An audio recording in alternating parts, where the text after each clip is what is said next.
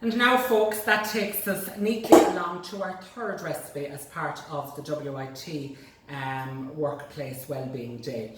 So for this I decided I'd do something nice and sweet, and of course, as we all know from looking at the internet and newspapers and televisions, lots of people seem to have taken to home baking during the pandemic. So with that in mind, this is a really nice simple recipe that I like to use, and it's just really versatile and there's lots of variations to it. It's an orange and chocolate tray bake, so it's very, very simple.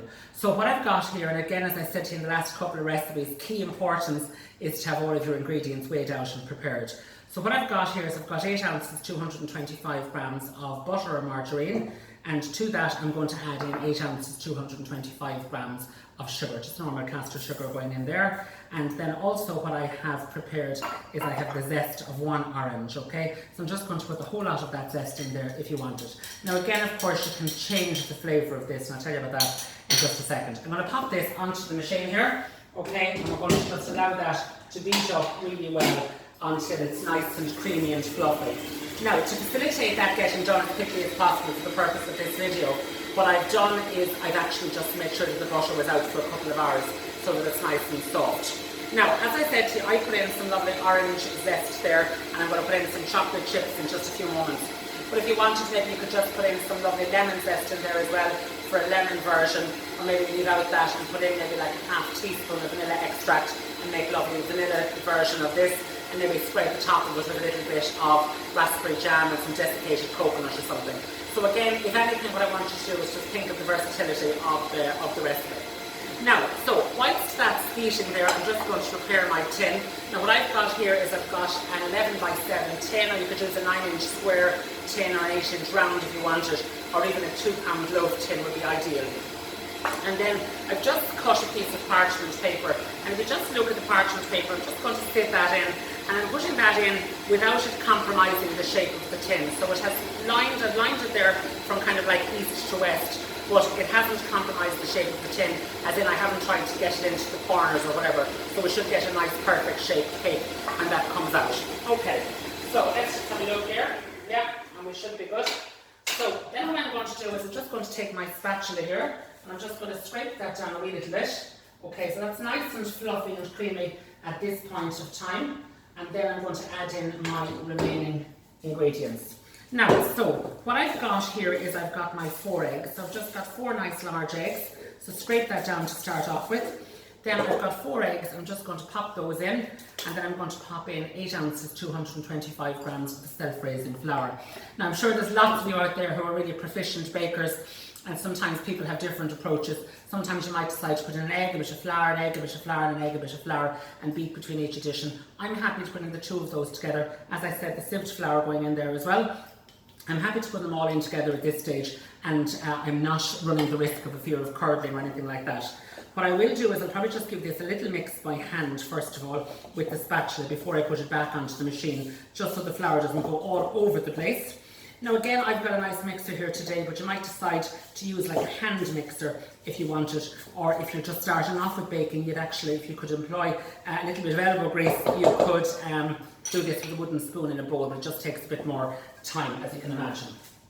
So pop that on there just like so, and then get that all ready to go. My oven is set. I've set the oven at 180, 350 or gas mark 4, and that's going to take about 30 or 35 minutes to bake in this kind of a tray bake tin. If I'm doing it in the kind of the 2-pound loaf tin, as I was telling you, I might put it in maybe at 180 for the first 10 or 15 minutes, and then reduce it to 170, and you might need to give it up to a 45 minutes to bake, because obviously the mixture will be deeper. Now, so again, this has come together really, really nicely. Okay, and you should end up with a nice kind of creamy mixture. I'm going to shake off that. Let's get rid of all of the excess off of that. And you could scrape that with your spatula if you had the time. And then what I'm going to do is I'm just going to mix that down again, just to make sure that it is nicely creamed. And then what I've got here is I've got about 2 ounces, 50 grams of chocolate. And you can use chocolate chips that you can buy. I just had some nice good quality dark chocolate, and I've just chopped that up into rough chunks. Now, I always think it's more advantageous putting it in this manner rather than putting it in on the mixer, so that you don't have to kind of break up the chocolate, and the chocolate should remain in nice chunks for you there as well. So give that just a little mix by hand. and then I'm going to pop that into my prepared tin. So as I said, it's an 11 by 7, and then I'm going to spread that right the way out. It will kind of only take whatever shape you give it, so it is important to spread it as far to the edges as you can, just to allow for it to rise up nicely there as well. So that's all of the mixture. Okay, so spread that in right the way like so, and then as I said, I'm going to pop that into the oven and allow that to bake for 30 to 35 minutes. Just keep an eye on it obviously, and just use a skewer just to make sure that that has cooked right the way through. Okay, so pop that into the oven. After about 30 to 35 minutes, what will have happened then is your cake will have come along just like so, and this should be the resultant mixture.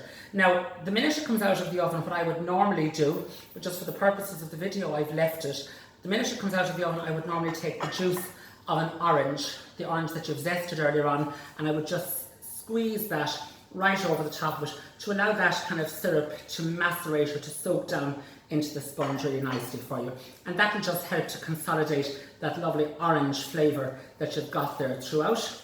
So give that a good squeeze down just like so, and then just to finish that off, what I tend to do is get a little bit of chocolate. Now I have some melted chocolate here, so with the melted chocolate you could either do one of two things. You could either drizzle that in a kind of an ad hoc fashion, or what I've got here is I've just made a little kind of a paper piping bag just out of some parchment paper, and I'm just going to half fill that bag with some of the melted chocolate. Again, I've used a nice good quality dark chocolate, or but you could use milk if you wanted, and then with that I'm just going to give a really nice swirl of chocolate right across the top, and then maybe come at it in the other side just to kind of have generated like a crisscross. And as I said, it's really just that ad hoc sense of the chocolate on there as well. Okay, so then what I would do is just allow that chocolate to set, and then what I normally do is just cut off the bare crust or the bare edge of the cake, cut it into some lovely squares, and I've just garnished there with a little bit of orange on the top, just a little segment of orange, and of course just finish it off with a little bit of icing sugar just like so, and that will be a big hit, I have no doubt, in all of your houses. So those are our 3 recipes, folks. Thanks a million for joining us as part of the Waterford Institute of Technology Workplace Wellbeing Day. Thanks to Roisin and all of the team for inviting me to take part. Strange times for us all, but stay safe and keep well, and happy cooking.